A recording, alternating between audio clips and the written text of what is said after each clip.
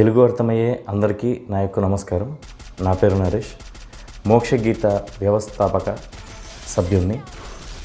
అయితే తెలుగు అర్థమయ్యే అందరికీ నా యొక్క నమస్కారం అని ఎందుకు అన్నానంటే, ఇది కేవలం ఒక హిందువుల కోసము, ఒక క్రైస్తవుల కోసము, ఒక ముస్లింల కోసము చేస్తున్న ఈ వీడియోస్ వారి కోసమే మాత్రమే కాదు, ఒక సత్యాన్ని తెలుసుకుంటారు, ఒక నిజాన్ని తెలుసుకుంటారు అనే ఓ సదుద్దేశంతో ఈ మోక్షగీత సంస్థ, అంటే ఈ మా మోక్షగీత సంస్థ తరపు నుంచి ఈ యూట్యూబ్ వీడియో ఛానల్ కూడా మేము స్టార్ట్ చేయడం జరిగింది.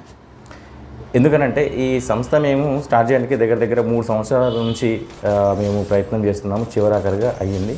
చాలామంది అనుకుంటారు ఈ మోక్షగీత సంస్థ అనేది ఒక హిందువు స్థాపించాడేమో, లేదంటే వాళ్ళకి సంబంధించిన భగవద్గీతకి సంబంధించిన హిందువులకు మాత్రమే అని హిందువుల కోసం మాత్రమే ఈ మోక్షగీత అనేది సంస్థ స్థాపించారని అనుకుని ఉంటారు కొంతమంది.